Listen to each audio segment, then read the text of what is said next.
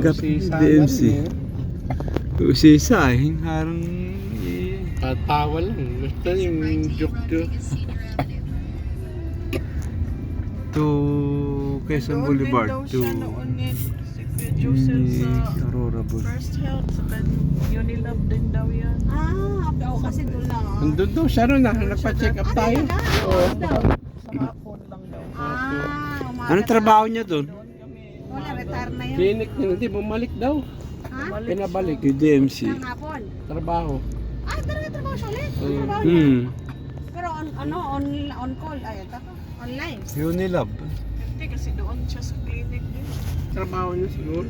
Dati. Ano ba trabaho niya na? Ay, manager niya. Mataas ang pwesto. Sa pharmaceutical, yun nila. Siya hawak Set niya si... bulak. Sinabi, 8:30 yung appointment ko. Nakalabas kami. Alas 12 na. Sabi niya. Hindi na tayo yung Ah, Ano bang